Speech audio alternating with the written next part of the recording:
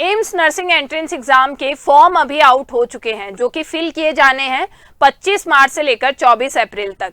ये फॉर्म आपको कैसे फिल करने हैं, क्या आपको डिटेल्स फिल करनी होंगी, कैसे आप ट्रांजैक्शन कंप्लीट करेंगे, कैसे आप डिजी लॉकर से सारे के सारे डॉक्यूमेंट सबमिट करेंगे, वो एंटायर डिटेल्स हम जानेंगे इस वीडियो के माध्यम से। Hello everyone, this is Asha Chaudhary. मैं स्वागत करती हूँ आप सबका Utkarsh nursing entrance exam channel पर। I hope you all are doing good और आप इस वीडियो में एंटायर डिटेल्स हासिल करेंगे कि एक्चुअल में आपको फॉर्म कैसे फिल करना होता है। बिल्कुल एक माइनर से माइनर स्टेप मैं आपको अच्छे से डिटेल में एकदम इलैबोरेट करके बताने वाली हूं, तो एक बार के लिए वीडियो को लास्ट तक जरूर देखिएगा। इसी के अलावा एक पहला सवाल जो बच्चों का आता है वो ये कि मैम हमें पता है फॉर्म्स आ गए, बट ये फॉर्म्स फिल कहाँ करने, कहाँ फिल करेंगे हम ये फॉर्म्स। तो देखिएगा आपकी ऑफिशियल वेबसाइट रहने वाली है aimsexams.ac.in। जैसे ही आप अपने सर्च इंजन पे, चाहे वो क्रोम हो, सफारी हो या फिर कोई और सर्च इंजन है, वहां पर ये सर्च करते हैं, आपको ऐसी एक वेबसाइट या ऐसा एक प्रीफेस दिखाई देगा। जैसे आपको ये प्रीफेस दिखता है, आप इसको स्क्रॉल कीजिएगा नीचे की तरफ और आपके पास लगभग 3 ऑप्शन आएंगे। 3 ऑप्शन क्या बताते हैं? पहला ऑप्शन प्रोस्पेक्टस, दूसरा create a new account, log in to apply. देखिए प्रोस्पेक्टस में आपका जो ऑफिशियल नोटिफिकेशन जारी किया गया था वो आप डाउनलोड कर सकते हैं। आपको एक नया अकाउंट बनाना है क्योंकि आप पहली बार फॉर्म फिल कर रहे हैं, तो इस पे क्लिक कीजिएगा। अब लॉग इन टू अप्लाई का क्या आपके पास काम हो रहने वाला है, इस ऑप्शन का क्या यूज होगा वो हम जानेंगे थोड़ी देर बाद में। आप यहाँ पर जैसे ही क्लिक करते हैं आपके सामने कुछ ऐसे ऑप्शंस दिखाई देंगे। 2-3 बातों का यहाँ पर ध्यान रखिएगा बेटा जी। पहली बात यह है कि जब आप साइबर कैफे जाकर अगर फॉर्म फिल करवा रहे हो तो साइबर कैफे वाले के नंबर आपको नहीं देने हैं। आपको नंबर वो देने होंगे जो आपके पास कॉन्स्टेंटली आगे आने वाले 7 से 8 महीने तक आप ही के पास रहेंगे। वो नंबर चेंज नहीं होंगे, वो नंबर खोएंगे नहीं, वो बंद नहीं होंगे, ठीक है। इसी के अलावा एक चीज का और ध्यान रखेंगे, जो आप ईमेल यहाँ प्रोवाइड कर रहे हो, सबसे बड़ी गलती करते हो ईमेल के साथ में। ईमेल कोई डाल दी, भाई बहन की किसी की ईमेल डाल दी और उसके बाद में उसका पासवर्ड आप लोग अमूमन भूल जाते हो। ऐसा बिल्कुल नहीं करना है। पासवर्ड याद रखोगे, ईमेल याद रखना कंपलसरी है आप सबके लिए। कहीं लिख लेना आप इस चीज में, एक स्मॉल केस, अपर केस या नंबर कौन से लगाया, सिंबल कौन सा लगाया पासवर्ड में, वो चीज अच्छे से ध्यान रखना।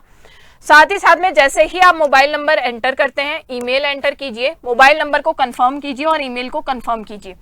फिर आप क्लिक कीजिएगा जनरेट ओटीपी पे। जैसे ही आप जनरेट ओटीपी पे क्लिक करते हैं आपके पास ओटीपी तुरंत आपके ये जो नंबर यहाँ प्रोवाइड किया है यहाँ रिसीव हो जाएगा। द मोमेंट आप यहाँ पर ओटीपी ऐड करेंगे तो ये कुछ इस तरह से लोडिंग का या वेरीफाई टू प्रोसीड पर आपको क्लिक करना है। वेरीफाई टू प्रोसीड का मतलब ये है कि ऊपर जो डिटेल्स दी हैं आपने वो सही है, इसी के अलावा जो ओटीपी आपने फिल किया है वो भी सही है। इस स्टेप को क्लियर करने के बाद में ये आपके लोडिंग का साइन या सिग्नेचर साइन दिखा रहा है और जैसे ही ये साइन पे आगे आप बढ़ेंगे तो वापस आपके पास क्या देखने को मिलेगा कि ये जो आपकी डिटेल्स है वो कंप्लीट हो चुकी है। नेक्स्ट प्रोसेस देखिए, यहाँ पर जैसे ही आप कंप्लीट करते हो तो आपको यहाँ पर एक वेरिफिकेशन का ऑप्शन दिया है, इस पे क्लिक करें। वेरिफिकेशन क्लिक करते ही आपको समझ में आएगा कि यहाँ पर एक लंबी सी लाइन लिखी होगी जो ये कहती है कि आप ये जो एक्टिविटी कर रहे हैं उसके लिए लीगल है, मतलब ये एक्टिविटी करने के लिए आप प्रॉपरली एलिजिबल हैं। दूसरी बात, आपकी एटलीस्ट 18 ईयर्स ऑफ एज है। जैसे ही आप इस पे क्लियर करते हो तो आपके पास ऑप्शन आता है verification through digi locker. Digi locker actual में क्या होता है बेटा, आपको फोन में डिजी लॉकर को डाउनलोड कर लेना है। एक्चुअल में इसका काम जो होगा वो ये रहता है कि जो भी आपके ऑफिशियल डॉक्यूमेंट्स हैं वो आप अच्छे से स्टोर कर सकते हो। आप अगर कोई गवर्नमेंट ऑनलाइन फॉर्म भरते हो तो वो आपके ऑटोमेटिकली वो जो डॉक्यूमेंट्स है वहां से ले लेता है। क्लियर? तो आपको क्या करना होगा, वेरिफिकेशन थ्रू डिजी लॉकर करना है। उसी के बाद में अब देखिए अगला सवाल आपसे पूछा गया, वन टाइम रजिस्ट्रेशन, ओटीआर आपका हो चुका है, यानी एक बार के लिए आपने रजिस्टर कर लिया है। अब चलें आगे, सबमिट डिटेल्स, आपको फोन नंबर आ गया, ईमेल आईडी आ गई, आपको एप्लीकेंट का नेम आ गया। ये क्यों आता है? क्योंकि इसने जो आपके डाटा लिया है वो डिजी लॉकर से ऑलरेडी ले लिया है। Then you have to proceed further जाने के लिए आपको क्या करना होगा, वही बात है कि भाई जो मैंने डिटेल्स डाली हैं वो सत्य हैं, मैं 18 साल का तो कम से कम हूं और इसी के अलावा ये एक्टिविटी जो मैं कर रहा हूं उसके लिए एलिजिबल हूं। जैसे ही आप इसको कंफर्म करेंगे, वेरिफिकेशन करेंगे तो उसके बाद में आप यहां पर पहुंच जाएंगे डिजी लॉकर पे। डिजी लॉकर में बेटा जी क्या करना होता है, आपको अपना आधार कार्ड का नंबर जो दिया होता है, जैसे 68694223 आगे जो भी आपका आधार कार्ड है कंप्लीट, वो डिटेल्स डालिए एंड नेक्स्ट पर क्लिक कीजिए। जैसे ही आप नेक्स्ट पर क्लिक करते हो, देखो ऐसा प्रीफेस आएगा, पहला स्टेप है लॉगिन, दूसरा स्टेप होगा कि आप अपना आधार कार्ड नंबर यहाँ पर डालो, एंड देन आपके पास तीसरा स्टेप होता है कि आप आधार कार्ड डालते हो, उससे आपका नंबर कनेक्टेड है, उस पर ओटीपी जाएगा, उस ओटीपी को यहाँ इंसर्ट कीजिए। फिर उसके बाद में जो भी आपका 6 डिजिट सिक्योरिटी पिन है, यानी डिजीलॉकर का कुछ सिक्योरिटी पिन होगा, वो यहाँ पर जैसे डालेंगे, डन करेंगे, अब आपका डिजीलॉकर लॉगिन हो चुका है। देन अब देखो, चूंकि आपने डिटेल्स डाली है, थोड़ा सा लोडिंग में टाइम लगेगा, वेरिफिकेशन में टाइम लगेगा, कुछ ऐसा प्रीफेस आ जाएगा। भाई बहुत डिटेल में आपको टीम ने सारी की सारी डेटा या फिर इंफॉर्मेशन दी है। जैसे ही आता है, वेट कीजिए, processing your request please wait, यानी थोड़ा सा आपको वेट करना होगा। लेट इट, ऐसा नहीं है बार बार उस पर क्लिक किए जा रहे हैं, बार बार विंडो को क्लोज करें, don't do this kind of things. Wait कीजिए, थोड़ा पेशेंस रखिए, and then what will be there कि आपको साफ साफ लिखा आ जाएगा कि आपकी अगर डिटेल सही होंगी, यानी जो आपने एम्स की साइट पे डिटेल्स डाली थी और ये जो आपके डिजीलॉकर में जो भी डिटेल्स हैं वो एकदम मेल खा रही हैं, तो आपका वेरिफिकेशन कंफर्म हो जाएगा। क्या होगा? Candidate verified successfully. अब देखो ओटीआर आ गया, as per 10th class details, आपकी ये डिटेल्स हैं, ये आ गई। टीम मेंबर की ये डिटेल है, भाई इस पे गौर नहीं करोगे ना, ये डिटेल्स कहीं चुरा के आगे नहीं पहुंचानी है ना, एजेंट का काम नहीं करना है। यहाँ पर एज पर आधार आपके पास ये डिटेल्स आ गई हैं। ये सारी की सारी डिटेल क्या क्या है, टेक्नोलॉजी बहुत एडवांस हो चुकी है, डिजीलॉकर ने और जो आपकी साइट है उन्होंने कोलैब करके आपके पास ये डिटेल्स दे दी हैं। Then what you will have to do is कि आप फिर फॉरवर्ड हो जाओगे कहाँ, AIIMS.AC.in पर। कौन कौन से स्टेप आपने कर लिए? पहला स्टेप आपने ये जनरल डिटेल्स फिल कर ली, डिजीलॉकर के साथ आपने वेरिफिकेशन कर लिया। अब आपको पर्सनल डिटेल्स डालनी है, ठीक है। पर्सनल डिटेल्स डालने के लिए फिर से वही बात है, भाई बहुत लंबा प्रोसेस है। मैं तो ये कहूंगी खुद इतना बड़ा रिस्क मत लेना, आपकी पूरी की पूरी 1 साल की मेहनत आपके पास है, ठीक है। तो अब उसको इतना रिस्क नहीं कर सकते हो, आप एक किसी का प्रोफेशनल का हेल्प लो, साइबर कैफे जाके भरवाओ, लेकिन 1 या 2 चीजों का ध्यान रखो कि साइबर कैफे वाले के नंबर नहीं डालोगे उसमें, ना ही उसका जीमेल डालोगे। तुम्हारी पर्सनल डिटेल्स तुम्हारी होनी चाहिए, मतलब तुम्हारे पास वो सिलेक्शन तक, कॉलेज तक, उसके बाद तक होनी कंपल्सरी है, ठीक है। थोड़ी जिम्मेदाराना मतलब आप वो रिस्पॉन्सिबिलिटी आप खुद अपने बेसिस पर लेंगे। फुल नेम, फादर्स नेम, भाई एक चीज बहुत बड़ी गलती करते हो, पेरेंट्स का नेम गलत कर देते हो, मिस्टर मिसेस लगा देते हो, ये सब चीजें नहीं करनी है।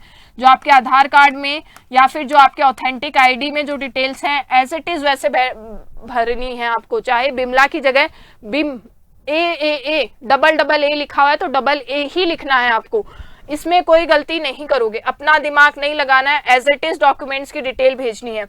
कंटिन्यू करना, जैसे ही आप कंटिन्यू पर क्लिक करते हैं आपके सामने ऑप्शंस आते हैं कि आप फिर से अपने कॉन्टैक्ट डिटेल्स को कंफर्म कर दो। अब देखो कौन कौन से स्टेप हो गए, कॉन्टैक्ट डिटेल्स वाला हो गया, वेरिफिकेशन हो गया, पर्सनल डिटेल्स हो गई। अब आपको क्रिएट करना है अपना पासवर्ड। क्या चीजें आपको स्टोर करके रखनी है, जो फोन नंबर आपने डिपॉजिट किया है, सॉरी जो डिटेल्स डाली है फोन नंबर की, वो आपको ईमेल अपना सही रखना है, अपने पास सुरक्षित रखना है, और ये जो पासवर्ड तुम बनाओगे इसको लिख लेना। कोई डायरी या कुछ भी साथ में लेकर जाना, फोन में अगर फोटो लेकर खींचोगे, डिलीट कर दोगे, शायद फोन घुमा दोगे, कुछ भी कर सकते हो, लेकिन कहीं सुरक्षित स्थान पे ये तीनों चीजें लिख लेना।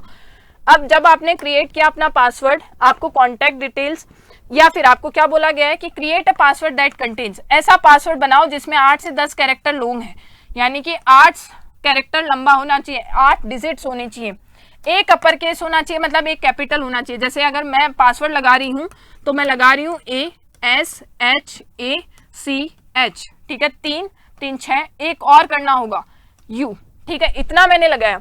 अब इसमें देखो अ लोअर केस, यानी कि आपकी कैपिटल A है, फिर स्मॉल में भी आपके डिजिट होने चाहिए, एक नंबर होना चाहिए। भाई इतने से काम नहीं चलेगा, मैं ASHACH करके 1 2 कर देती हूँ, नंबर आ गया उसमें। आपको स्पेशल कैरेक्टर लगाना है, स्पेशल कैरेक्टर का मतलब आगे मैंने डॉट लगा दिया, ठीक है, डॉट लगा दिया। तो ऐसा कुछ पासवर्ड आपको बनाना होगा जिसमें आपके अपर केस हो, लोअर केस हो, डिजिट हो और एक सिंबल हो। अब चलिए नेक्स्ट इंपॉर्टेंट, जैसे ही आपने कंफर्म किया, देखो यहाँ पर टीम ने आपको ये चीज भी दिखाई है कि कैसा पासवर्ड बनाओगे, यही मत बना देना है ना, अपने हिसाब से, अपनी कन्वीनियंस के हिसाब से, अपनी सहूलियत के हिसाब से आपको देख लेना है। कंफर्म कर देना है पासवर्ड, कंफर्म किया, प्रीव्यू एंड क्रिएट अकाउंट पर क्लिक किया, उसके बाद में आपके पास ऐसा कुछ प्रीफेस आ जाएगा पूरा का पूरा, ठीक है, ऐसा कुछ प्रीफेस आया। Then what you will do is, यहाँ पर एक देखो छोटा सा बॉक्स बना, इस पर टिक कर दो, I hereby declare that the details furnished in my OTR are true. यानी जो भी डिटेल मैंने भरी है वो मैंने किसी की चुराई नहीं, मेरी खुद की है, सत्य है, इनमें कोई गलती नहीं है, और जो एक्टिविटी मैं परफॉर्म कर रहा हूँ वो लीगल है। डर मत जाना ऐसे शब्द सुन के। कुल मिलाकर पूछा गया है कि तुमने सही डिटेल्स भरी है। उसके बाद में सबमिट डिटेल्स पे जाइएगा and then what you will do is BSc courses at AIIMS for 2026। आपका जो ऑलरेडी जो आपका फॉर्म है उसका अकाउंट क्रिएट हो चुका है। यहीं तक आपका जो प्रोसेस है समाप्त नहीं हो जाता। अभी तो आपने सिर्फ एम्स पे अपना अकाउंट बनाया है, लॉग इन टू अप्लाई, यानी अब आपको फॉर्म अप्लाई करना है। इसके लिए आपके पास आएगा welcome to examination section AIIMS New Delhi. आपने जो आईडी बनाई थी वो डालो, जो पासवर्ड बनाया था वो डालो और अब लॉगिन कर दो। ठीक है, लॉगिन करने के बाद में आपके पास ऑप्शन रहेगा कि आप ट्रांजैक्शन, पैसे तो दोगे ना, जो आपको 2500 या फिर 1600 रुपए जो आपसे एम्स फॉर्म भरने के लिए ले रहा है, जितने भी ले रहा है वो आपको क्या करना है, वो पैसे तो सबमिट करने पड़ेंगे समहाउ। तो आप जाइए ट्रांजैक्शन पर। जैसे ही ट्रांजैक्शन पर आप क्लिक करते हैं, देखो यहाँ पर नेम और आईडी आ चुकी है, यानी जो भी आपने बनाया वो यहाँ पर दिख रहा है। अब आपको ट्रांजैक्शन पर जाना है। जैसे ही ट्रांजैक्शन पर जाते हो, आपके भाई यहाँ पर जो टीम मेंबर है उन्होंने अपने पैसे खर्च नहीं किए, आपको अपने करने पड़ेंगे क्योंकि फॉर्म को इंश्योर करना है। तो यहाँ से आप अपने फॉर्म को फिल कर सकते हैं। ट्रांजैक्शन आपका यहाँ से होगा, ऑनलाइन मोड से होगा। मैं ये सजेस्ट करूंगी कि आप किसी प्रोफेशनल यानी साइबर कैफे या फिर वो लोग जो आपका फॉर्म फिल कर सकते हैं उनके पास जाइए, या फिर किसी एल्डर की हेल्प लीजिए। आपसे गलती होने की पूरी संभावना है, उनको ये वीडियो दिखा देना। जो आपको मैंने एहतियात बरतने के लिए बोले हैं वो आप बरतोगे, डिटेल्स अपने पास रखोगे। एक अपने पापा के नाम को, मैं जानती हूँ आप बचपन से जानते हो अपने पापा का नाम, स्टिल उसको 10 बार चेक कर लेना है। अब इसके बाद में जैसे ही आपने ये सारी चीजें फिल की, then what you will do कि आपकी वापस से OTR चेंज रिक्वेस्ट आएगा। ये सारी की सारी चीजें आप कर सकते हैं। अगर किसी भी चीज में आपको बदलाव करना है, कोई गलती हो गई है, तो आप रिक्वेस्ट भी कर सकते हैं चेंज करने के लिए। अब चलिए नेक्स्ट इंपॉर्टेंट, अब देखो यहाँ पर कोई एप्लीकेशन इसलिए नहीं है क्योंकि टीम मेंबर ने पैसे खर्च नहीं किए, उन्होंने फीस नहीं फिल की, इसलिए फॉर्म यहाँ नहीं आया। आप करोगे तो आपके ये आ जाएगा। देन आपके बेसिक डिटेल्स, क्वालिफिकेशन, एक्सपीरियंस, जो भी आपके हाँ एग्जाम कहाँ देना चाहते हो वो भी भर सकते हो। अपना नजदीकी सेंटर भरिएगा ताकि आपको ज्यादा समस्या ना आए, घूमने के चक्कर में कहीं और नहीं जाना, दूर नहीं जाना है। नियरेस्ट पॉसिबल सेंटर को चूज करेंगे ताकि आपको आने जाने में प्रॉब्लम ना हो। अपलोड करनी है अपनी इमेजेस। अब यहाँ हो, इसमें क्या करना है, अपनी 5वीं क्लास की यानी 5th क्लास की इमेज नहीं देनी है, एक फोटो खिंचवा लेना, या फिर 1-2 साल में पिछले 6 महीने में जो फोटो खिंचवाई हुई है वो अपलोड करना, क्लियर फोटो को अपलोड करना। डब्बा जो दिया हुआ है आप साइबर कैफे वाले से या अपने भैया से, दीदी से, जिनसे भी फॉर्म भरवा रहे हैं, वो जो थंब प्रिंट होता है ना, थंब का जो निशान होता है वो इस डब्बे में होना चाहिए, क्लियर होना चाहिए। ठीक है, क्लियर होना चाहिए, ऐसा नहीं कि वो एकदम धुंधला है। और इसके अलावा अगर फोटो में चश्मा पहना है तो एग्जाम सेंटर पे भी चश्मा पहन के जाओगे। अगर यहाँ चश्मा नहीं पहना तो वो चश्मे वश्मे का भी ध्यान रखना। बैकग्राउंड साफ होना चाहिए, फोटो आपकी कटी फटी पुरानी ना हो। क्लियर, अनमैरिड हो, मैरिड हो, किस चीज के अंडर अप्लाई करे हो, मम्मी पापा का नाम लिख देना है, मेल हो, फीमेल हो, थर्ड जेंडर हो, वो भी यहाँ पर अप्लाई कर देंगे। ये सारे के सारे क्राइटेरिया देखो टीम मेंबर ने फिल कर दिए हैं। ये मेल है, इन्होंने क्राइटेरियाज, आईडी नंबर अपनी बता दी, अपने मम्मी का नाम बता दिया, इंडियन नेशनलिटी है, applied under open seat, category आपकी जो भी हो वो फिल करनी है। 2 बच्चे ध्यान देंगे, एक तो अनरिजर्व कैटेगरी, एक तो आपके OBC कैटेगरी वाले और एक EWS वाले, दोनों को अपना सर्टिफिकेट रिन्यू करवा लेना है। अपना जो कास्ट सर्टिफिकेट होता है ना, जाति प्रमाण पत्र जिसे हम बोलते हैं, उसको नया रिन्यू करवा लेना। अगर नहीं करवाया, कुछ नहीं लगता है आपको, सिर्फ और सिर्फ कोर्ट में या फिर पास के जो भी आपका नजदीकी ई-मित्र सेवा केंद्र है वहां जाकर आपको इसको रिन्यू कराना। बहुत सिंपल सा प्रोसेस है, थोड़ा जिम्मेदारी लेना सीखो, वहां से जाकर ये OBC EWS का सर्टिफिकेट रिन्यू करवा लोगे। अब चलो यहाँ से आपके सारे की सारी क्राइटेरिया, परमानेंट एड्रेस क्या रहेगा, ये सब चीजें। एड्रेस में ज्यादा फिक्र मत करना, बट स्टिल आप कोशिश यही करोगे कि जो आधार में एड्रेस है वही आप डालो। आप अभी नानी के यहाँ रह रहे हो लेकिन आधार में आपके गांव का एड्रेस है, या मम्मी पापा के स्थान का जो एड्रेस है वही डालोगे जो आधार में है। आधार से कोई भी आपकी चीज मतलब ऐसी ना हो कि जो मेल नहीं खाती हो, एग्जैक्ट वही डिटेल्स जो आपके बाकी के डॉक्यूमेंट्स में रहेंगी। देन पूरे के पूरे रोल नंबर, ये सारी की सारी चीज़ें आपको रजिस्टर कर देनी है। जो आपके एजुकेशन डिटेल है, रोल नंबर कहाँ के डालोगे भाई, 12th की एजुकेशन डिटेल डाल दोगे, 12th का रोल नंबर डाल दोगे।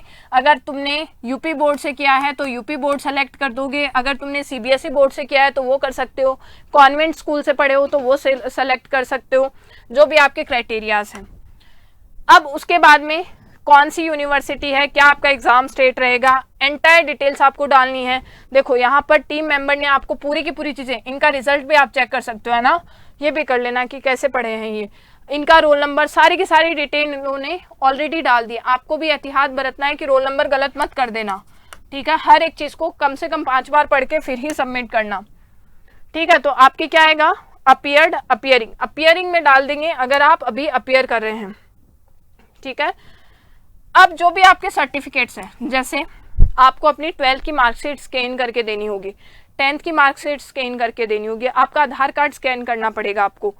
ये साइबर कैफ़े वाले भैया को बोलिएगा या अपने भैया और दीदी को बोलिएगा कि अच्छे से एक साफ सुथरे यानी वाइट बैकग्राउंड पे अपनी जो आपके जो मार्कशीट है उसे रखेंगे, उसको पीडीएफ स्कैनर से स्कैन करेंगे, एक ऐप आता है उससे बकायदा ऐप को डाउनलोड करके स्कैन करेंगे और फिर ये चीज़ें अपलोड करेंगे। कोई गलती आपको नहीं करनी है।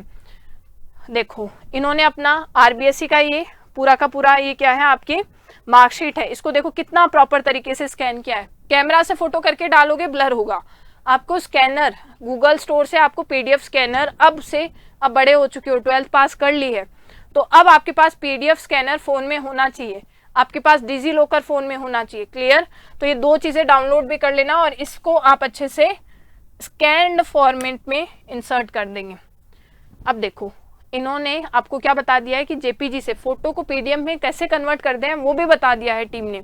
तो आपको क्या करना है, जैसे आपने बाय चांस आपको कुछ नहीं आता, मैं मान के चलती हूँ आपको स्कैन करना नहीं आता, what you will do is आप अपना फोन लीजिए, फोटो खींचिए, यहाँ पे गूगल पे ऐसा सर्च कीजिए कि पीडीएफ टू, क्या लिखा है, जेपीजी टू पीडीएफ।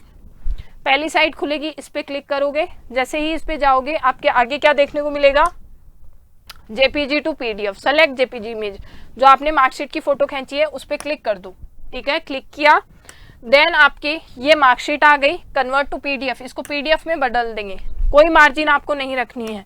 उसके बाद में डाउनलोड पीडीएफ को डाउनलोड कर लेंगे, अपने फोन में पीडीएफ आ जाएगी आपके पास।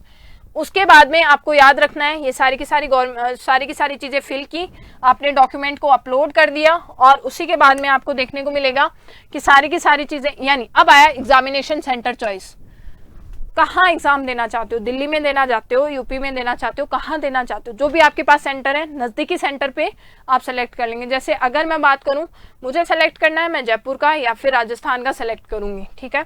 उसके बाद में दूसरी जगह जाऊँगी, क्लियर, राजस्थान, फिर मैं दिल्ली का सेलेक्ट कर लूँगी क्योंकि फिर दिल्ली पास पड़ेगा। उस हिसाब से अपने हिसाब से आप यहाँ पर सेंटर चॉइस फिल कर सकते हैं।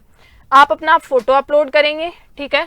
आपको 10th पास का भी सर्टिफिकेट अपलोड करना होगा, यानी आपको 10th की भी मार्कशीट स्कैन फॉर्म में चाहिए होगी, तो वो भी वैसे ही आपको स्कैन फॉर्म में अपलोड कर देनी है।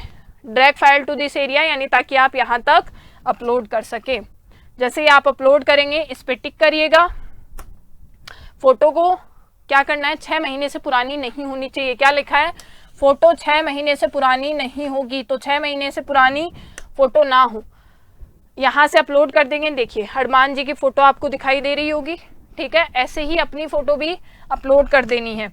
उसके बाद में नेक्स्ट आपको जो आपके टिक करवाएंगे बकायदा हर चीज़ से कि जो फोटो आपने अपलोड की है ये 6 महीने से ज़्यादा पुरानी नहीं है। अब उसके बाद में चलिए नेक्स्ट पॉइंट, आपको जो भी सिग्नेचर वगैरह है वो भी अच्छे से, जैसे यहाँ पर जो फोटो आपने अपलोड की है वो आपके थंब इम्प्रेशन की है, यानी आपने लेफ्ट थंब, उल्टे हाथ का जो आपका अंगूठा है उसका इंप्रेशन आपने पोस्ट किया। अब चलिए नेक्स्ट आपके पास आ जाता है क्लिक और ड्रैग, मतलब अब आपको साइन, देखो साइन कैसे प्रॉपर तरीके से अच्छे से साफ सुथरे होने चाहिए। साइन को भी याद रख लेना बेटा, स्टाइल मारने के चक्कर में अलग अलग साइन नहीं डालने हैं। जो साइन यहाँ अपलोड करोगे वही एग्जाम में भी आपको वैसा ही कॉपी करना है। चलिए नेक्स्ट, ऑनलाइन पेमेंट कर देना है, एसबीआई से कर रहे हो, payment confirmation, continue to proceed. जैसे ही आप इसको करेंगे तो आपका ये जो फॉर्म है ये कम्प्लीटली पे, या फिर जो आपके पैसे हैं वो यहाँ से कट जाएंगे, आपका फॉर्म सबमिट हो जाएगा। क्लियर, जिस भी बैंक से करना चाहते हो उससे कर सकते हो, टोटल इतना पैसा आपका लगेगा। और उसी के बाद में आता है नेक्स्ट आपके एग्जिट, मतलब अब आपकी सारी की सारी चीजें हो चुकी हैं, एग्जिट कर दो। और अब आपके क्या आ गया, सारे आपका फॉर्म जो स्टेटस है वो पेंडिंग ना आके कंप्लीट हो जाएगा। और पेंडिंग ये कंफर्म कब होगा, आपकी डेट दे दी गई है प्रोस्पेक्टस में, तो वहां से देख सकते हैं। कोई भी अगर आपको क्वेरी होती है तो क्वेरी भी आप रेज कर पाएंगे, घबराना मत। पहली बात तो आपको ये ध्यान रखना है कि आप अच्छे से डिटेल्स वगैरह सारी की सारी चीजें फिल करें। लेकिन दूसरी बात ये है, बाई चांस अगर आपको लगता है मेरे से इफ एंड बट कुछ गलत हो गया, तो करेक्शन विंडो खुलती है फिर से, जो कि 29 अप्रैल को खुलेगी जितना मुझे ध्यान है। तो उस दिन अपना चाहे तुमने सब सही भरा लेकिन फिर भी अपना एक बार एप्लीकेशन दोबारा से चेक कर लोगे ताकि उसको एडिट कर पाओ। और कुछ इस तरह से आपका फॉर्म सबमिट हो जाएगा। ठीक है, वीडियो पूरा देखने के लिए आपको बहुत बहुत धन्यवाद। आई होप एंड विश और उत्कर्ष प्लेटफॉर्म यही आशा करता है कि आप सिलेक्शन लेकर ही लौटेंगे और अपनी तैयारी को बहुत बेहतरीन तरीके से कंटिन्यू करते रहिए। आप अगर लास्ट मोमेंट पे बेटा जी जरूरत हो जाता है, देखो अरे टावरियो में सुनियो थे वो है सब्सक्राइब वाला बटन है, को नहीं दबाए हो, फटाफट झटापट जो भी सर ने बोला है ये सब्सक्राइब का बटन आपको प्रेस कर लेना है ताकि ऐसी ही इंफॉर्मेशन और लाइव क्लासेस से आप जुड़े रहें। लास्ट मोमेंट पे एमसीक्यूज की वैल्यू अगर आपको बताऊं, एग्जाम जैसा प्रेशर हैंडल करना सीखते हो। दूसरी बात, एग्जाम में कैसे क्वेश्चंस आ रहे हैं वो भी आप सीखते हैं और आपकी प्रैक्टिस अच्छी होती है, टाइम मैनेजमेंट सीखते हो। तो एक चीज से मत चूक जाइएगा कि आप लास्ट मोमेंट पे एमसीक्यूज ना पढ़ो। भाई एमसीक्यूज आपको सॉल्व करने होंगे। उत्कर्ष की बेहतरीन फैकल्टीज आप सबके लिए लाइव भी आपको एमसीक्यूज सॉल्व करवाएंगी। हर संडे आपका टेस्ट भी होना है, 5 फुल लेंथ के मॉक टेस्ट भी आपको दिए जाएंगे, पीडीएफ नोट्स भी आपको दिए जाएंगे। तो बेटा जी एक चीज है, एक ही चीज को बार बार रिवाइज करने की बजाय आप एक चीज को या थ्योरी को 3 बार पढ़िए, उसके बाद में मल्टीपल टाइम्स एमसीक्यू सॉल्व करिए ताकि आप अपना सिलेक्शन सुनिश्चित कर सके। मैं फिर हाजिर रहूंगी ऐसी ही जानकारी और लाइव क्लासेस के माध्यम से, तो जुड़े रहिएगा उत्कर्ष नर्सिंग एंट्रेंस एग्जाम चैनल से। आपके कमेंट्स और आपका फीडबैक हमारे लिए सर्वोपरि होता है। कोई भी डाउट है आप बिल्कुल पूछिएगा कमेंट सेक्शन में। और इसी के अलावा अगर आपको लगता है कहीं भी कोई समस्या है तो टीम को रीच आउट करना मत भूलना। आप सबको बेस्ट विशेस, थैंक यू।